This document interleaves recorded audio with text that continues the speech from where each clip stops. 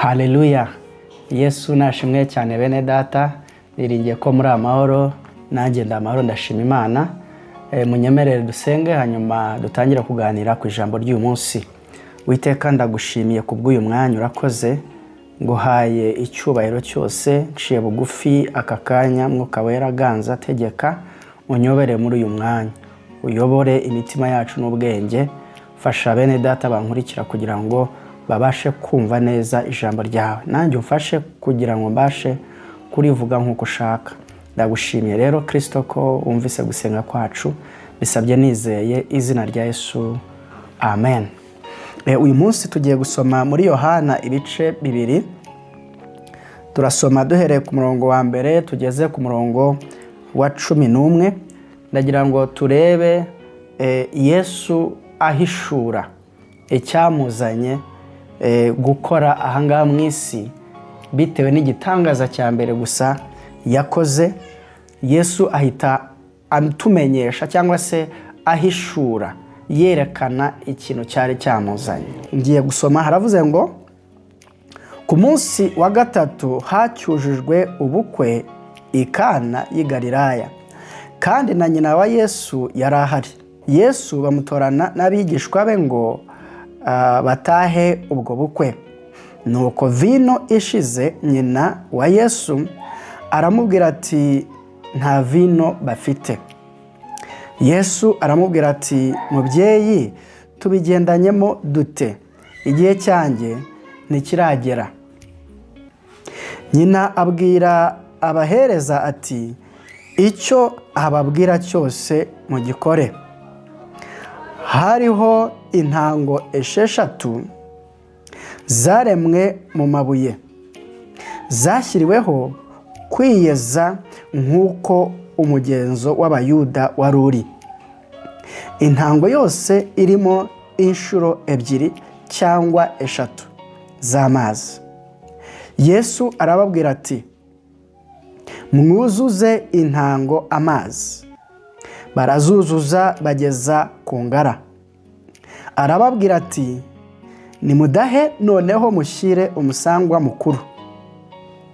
Barayamushyira. Uwo musangwa mukuru asogongeye amazi ahindutse vino, ntiyamenya aho iturutse keretse babahereza badashye amazi, nibo bari babizi. Umusangwa mukuru ahamagara umukwe, aramubwira ati abandi bose babanza vino nziza. Abantu bamara guhaga bakabona kuzana izitaryoshye, ariko wehoho washyinguye inziza aba arizo uherutse. Icyo nicyo kimenyetso cya mbere Yesu yakoreye i Kana y'i Galilaya. Yerekana icyubahiro cye, abigishwa be baramwizera. Ndagira ngo turebe ukuntu Yesu yahishuye umugambi w'icyamuzanye gukora hano mu isi, ariko bitewe n'igitangaza cya mbere yakoze. Yesu nashimwe cyane. Yesu ahangaha ngo agiye mu bukwe ajyana n'abigishwa be, ariko ngo nyina yari ahari. Noneho ngo vino mu bukwe irabashirana. Icyo ni ikintu gikomeye cyane, gushira kwa vino. Ntabwo nyina yaje kubwira Yesu mu gihe vino yari igiye gushira, ahubwo yavuganye na Yesu vino yashize. Yesu abwirwa na nyina, aramubwira ati vino yabashiranye. Yesu aramubwira ati tubigendanyemo gute? Igihe cyanjye ko kitaragera. Nuko ngo nyina abwira abahereza, arababwira ngo icyo ababwira cyose mugikore. Hanyuma Yesu arababwira ati ngo aho ngaho hari intango ngo 6. Izi ntango ngo zakoreshwaga mu kwiheza, umuhango wo kwiyeza w'Abayuda. Iryo ni ijambo rindi rikomeye cyane. Izi ntango zakoreshwaga mu muhango wo kwiyeza w'Abayuda. Ngo hanyuma Yesu arababwira ati muzuzuzemo amazi. Bazishyiramo amazi. Noneho arangije arababwira ati ngaho noneho mudahe mushyire umusangwa mukuru. nuko nabo barabikora bashyira umusangwa mukuru. Ntabwo umusangwa mukuru yari abizi, ngo anyoyeho ngo yumva iyi vino ari nziza cyane, ngo biramutangaza cyane. Noneho ahamagara umukwe aramubwira ati ngo ko abandi ubundi abandi vino nziza bakunda kuzitanga mbere, naho wowe uherukije vino nziza cyane. Wabanje izitari nziza, noneho uherukije inziza cyane. Biramutangaza cyane ndetse biramuryohera cyane, aranezerwa. Nuko ngo abahereza nibo bonyine bari babizi. Noneho abantu banywa vino nyine nziza iryoshye kuruta iza mbere, baranezerwa cyane. Nuko ngo iki ni cyo gitangaza cya mbere ngo Yesu yakoreye i Kana y'i Galilaya, ngo abigishwa be ngo baramwizera. Ntabwo ndi busome ibyanditswe byinshi, ariko ndagenda yenda bivugaho kugira ngo bidufashe gusobanukirwa muri kino gitangaza Yesu yakoze, ukuntu ahishura icyamuzanye mu isi. Yesu nashimwe cyane. Hari cyanditswe kivuga gutya mu gitabo cy'umuhanuzi Yoweli, tubona isezerano ry'Imana. Imana isezeranya abantu, abanyesirayeli n'abantu twese muri rusange. Aravuga ngo mu minsi ya nyuma ngo Imana izasuka umwuka wera, ngo ku bantu bose, ngo bamwe bazarota, abandi bazahanura, abandi bazakoreshwa imirimo ikomeye cyane ibitangaza. Ibi ndetse tuza kubibona mu gihe cy'umunsi wa Pentekote, abigishwa ba Yesu buzuzwa umwuka wera. Ariko ibyo bitaragera, Yesu ku gitangaza cya mbere yahereyeho gukora, ahishura icyo azakora. Yesu nashimwe cyane. Yohana umubatiza yaravuze ati njyewe mbabatirisha amazi, ngo ariko inyuma yanjye ngo hazaza undi undusha ubushobozi, ngo nakwiriye no gupfundura udushumi tw'inkweto ze, ngo wowe ngo azababatirisha umwuka wera ndetse n'umuriro. Urumva, abantu tubatirisha amazi, ariko Yesu we ngo abatirisha umwuka wera ndetse n'umuriro.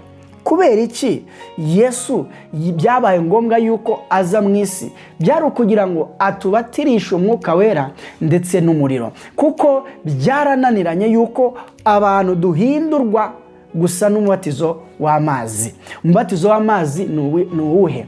Kubatizwa n'amazi ni ukubwirwa amategeko y'ijambo ry'Imana, ni ukubwirwa amategeko y'Imana ukayibwira, kandi mu mbaraga zawe ukagerageza gukurikiza amategeko y'Imana. Yesu nashimwe cyane. Yohana mbere y'uko yabatizaga abantu yabanzaga kubigisha, yababwiraga amategeko y'Imana, yababwiraga ibyaha byabo, akabasobanurira ubuzima babayeho budakwiriye, butanezeza Imana.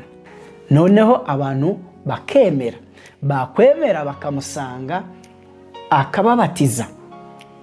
Yababatizaga kubera iki? Kuko bemeye amategeko, bemeye ijambo yababwiye, noneho bakamusanga akababatiza. Ntabwo yababatizaga mu izina rya Yesu, yababatizaga mu izina ry'amategeko ya Mose yabaga abigishije. Yesu nashimwe cyane. Rero ngo Mose yazanye amategeko, ngo ariko Yesu yazanye iki? Yazanye ubuntu, yazanye umwuka wera, yatuzaniye agakiza tubona cyangwa se duheshwa no kumwiringira no kumwizera. Ako gakiza akakaduha akoresheje kutubatiza mu mwuka wera ndetse n'umuriro.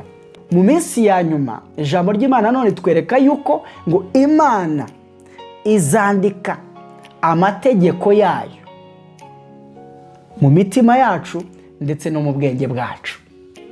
Noneho ntabwo ari ku bisate by'amabuye, si ku mabuye, ahubwo ni hehe? Ni ku mitima ndetse no mu bwenge. Icyatuma tubasha guhinduka nuko tugira ubwenge bushya, tukagira imitima mishya. Imitima yibwira ijambo ry'Imana, igambira ijambo ry'Imana, yifuza kugendera mu murongo w'Imana. Ubwenge burimo ijambo ry'Imana, bwibwira ijambo ry'Imana, bunezezwa no gutekereza ijambo ry'Imana. ibyo byonyine nibyo byahindura imyitwarire yacu, ingeso zacu. Yesu nashimwe cyane. Rero amategeko ya Mose ntacyo yari kubasha gukora kugera kuri urwo rwego rw'uko tubona gukiranuka kw'Imana. Amategeko ya Mose yaheshaga abantu gukiranuka ariko kw'abantu. Haleluya. Rero Yesu muri kino gitangaza cya mbere yakoreye Kana ahishura icyamuzanye ko ari ukugira ngo aduhindure, ko ari ukugira ngo atubatirishe umwuka wera, ko ari ukugira ngo aduhe agakiza. Hari icyanditswe kivuga ngo ntabwo umuntu yafata vino nshya ngo ayisuke mu mifuka ishaje. Ntabwo ngo ushobora gufata vino nshyashya ngo hanyuma uyisuke mu mufuka ushaje. Ntabwo bishoboka. Ibyo byari bivuze iki? Ntabwo ushobora gufata umwuka wera, ntabwo ushobora gufata inyigisho za Yesu cyangwa se icyo Yesu yatuzaniye ngo nurangiza ngo ugishyire mu mitima ishaje, imitima itunze ibya kera, imitima ifite amategeko. Ntabwo ushobora mu yandi magambo kugenda ugendera ku mategeko mu mbaraga zawe ngo kandi uba ufite umwuka wera, ngo kandi ushobozwe n'Imana. Mu yandi magambo ntushobora kubaho wishoboza ngo kandi nanone ushobozwe n'Imana. Yesu nashimwe cyane. Nicyo iryo jambo rishatse kuvuga.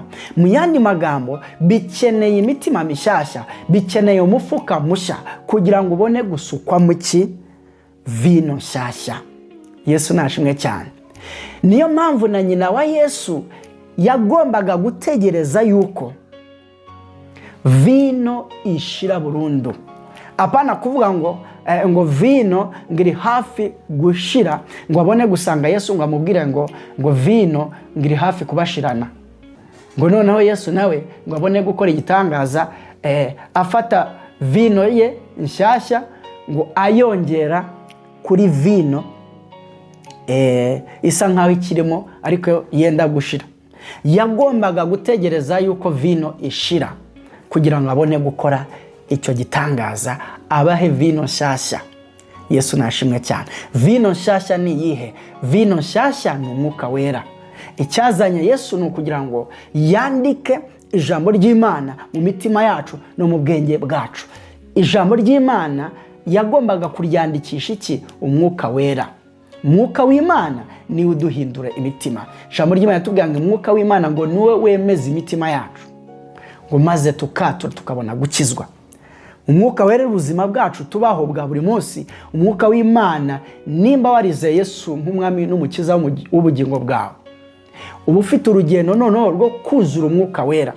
Iyo wuzuye rero umwuka wera abana nawe buri munsi uko bukeye uko bwije agenda kwigisha. Uko agenda kwigisha atuma ugenda ukunda umurongo w'iby'Imana. Uko ugenda ukunda umurongo w'iby'Imana niko aba arimo kugenda yandika ku mutima wawe. Uko wiga ijambo ry'Imana kandi akwigisha, agusobanurira, umugisha inama, umubaza, niko agenda yandika ijambo ry'Imana mu bwenge bwawe. Uko niko agenda ahindura ubwenge bwacu, uko niko agenda ahindura imitima yacu.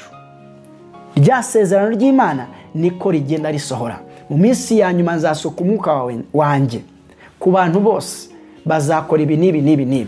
Ariko igikomeye muri ibyo ni uko abantu bagomba gukiranuka, bagomba gukunda umurongo w'iby'Imana, bagomba kwanga icyaha ndetse n'igisa nacyo, ariko basabwa kwizera. Nyina wa Yesu yabwiye abahereza, arababwira ati icyo babwira cyose mugikore, icyo ababwira cyose mugikore. Mu yandi magambo bisaba kwizera, bidusaba kwizera Yesu kugira ngo abashe kudukorera ibyo Imana yasezeranyije izakora mu minsi ya nyuma, yuko izandika amategeko yayo ku mitima yacu ndetse no mu bwenge bwacu. Bidusaba kwizera. Haleluya.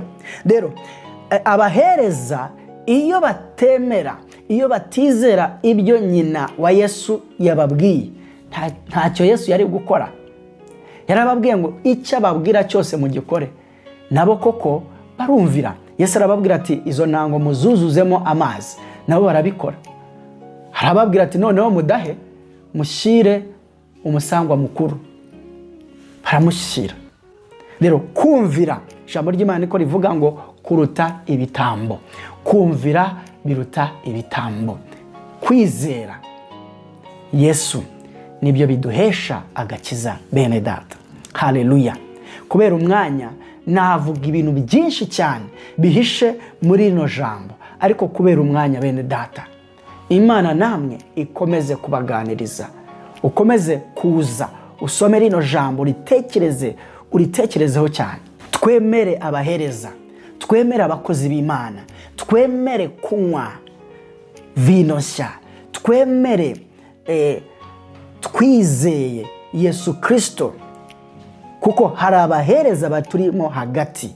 Imana Yesu yahaye vino kugira ngo batuzanire, kugira ngo baduhe kunywa kuri iyo vino, ariko biradusaba ubwenge. Ntabwo abahereza bose baba baravuye ku Mana, ntabwo abahereza bose baba baratumwe na Yesu Kristo, ntabwo abahereza bose Yesu yabahaye vino kugira ngo batuzanire.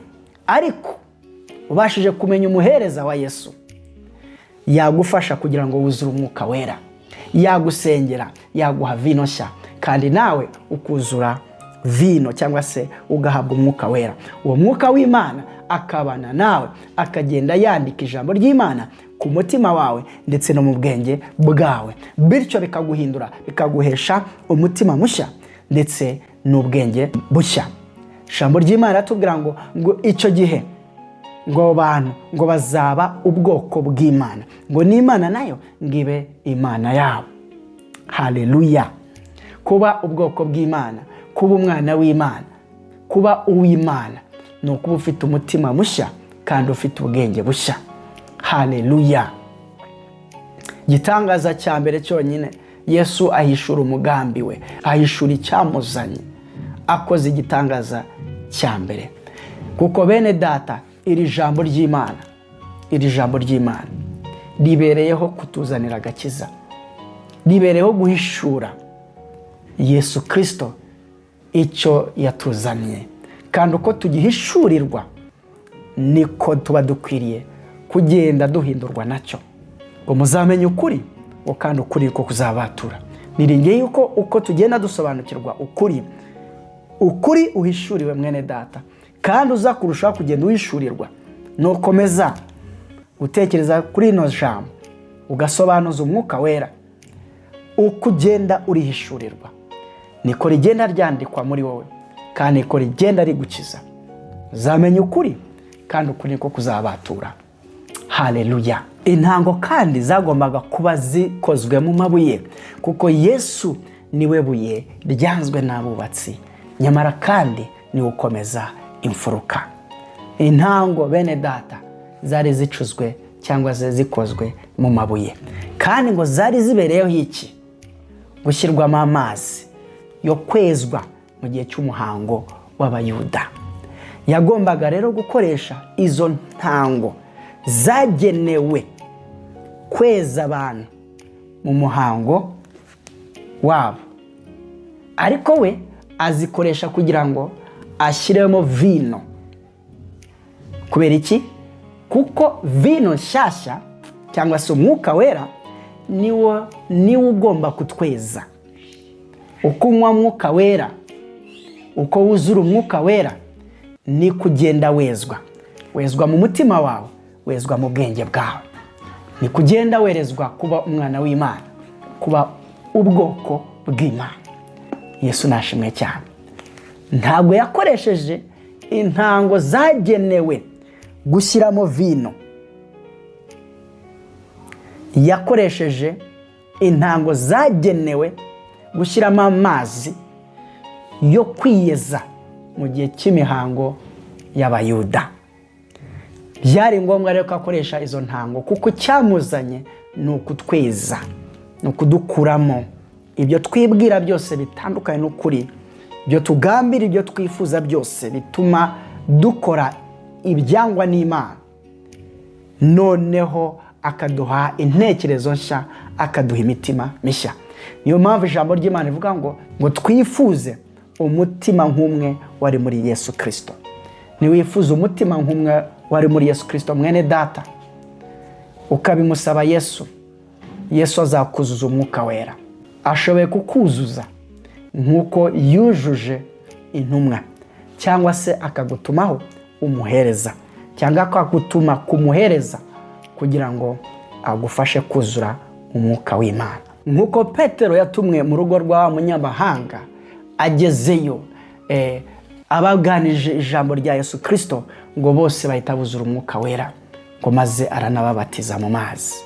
Yesu nashimwe cyane. Petero yari yabonye ikinyita kivuye hejuru, ngo kirimo inyamaswa zigiye zitandukanye ariko zitemewe kuribwa n'ijambo ry'Imana, zizira.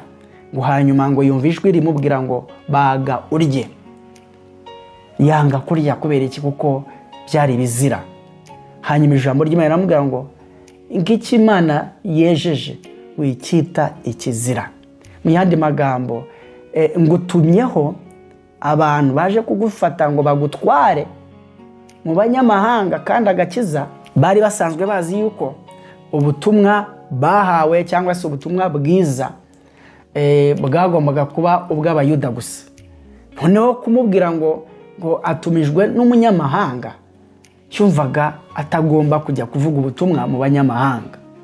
Ariko iririya jwi ryamubwiye ngo iki Imana yejeje wikita ikizira.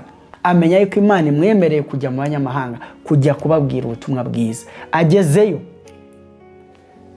ababwira ubutumwa bwiza, barizera, buzura umwuka wera. Yesu rero ashobora kugutumaho umuhereza, cyangwa se akagutuma kumuhereza. Ikindi kintu numva yenda ntababwira ariko nababwira yenda soza, wibuke Yesu yabwiye nyina, aramubwira ati mugore tubigendanyemo gute? Igihe cyanjye ntikiragera. Ariko yari yamusanze, Mariya yasanze Yesu, aramubwira ati vino yabashiranye. Mu yandi magambo, yari arimo kumusaba, yari arimo kumusenga, yari arimo kumwinginga, gira ikintu ukora kuko vino yabashiranye. Mwene data, ikintu dukeneye gukora kugira ngo gitume Imana igira ikintu ukora mu buzima bwacu, ni gusenga, kwinginga Imana. Gusenga Imana gutuma Imana ikora ikintu no mu gihe kitari icyacyo. Ntabwo cyari igihe cya Yesu gukora, na ndetse niyo mpamvu yamubwiye ati tubigendanyemo gute? Igihe cyanjye ntabwo kiragera. Ariko byabaye ngombwa ko abikora kuko yamusabye, yamwinginze, kandi yagaragaje yuko afite kwizera. Ko yabwiye abahereza ati icyo babwira cyose mu gikore. Rero ahari amasengesho, ahari ugusenga, ahari ukwinginga, kandi ahari no kwizera, bituma Imana ikora icyo abantu bayizereye. Haleluya. Ni by'ingenzi rero mwene data ko tugomba gusenga, tugomba kwinginga Imana kandi tukayizera. Imana ibahe umugisha.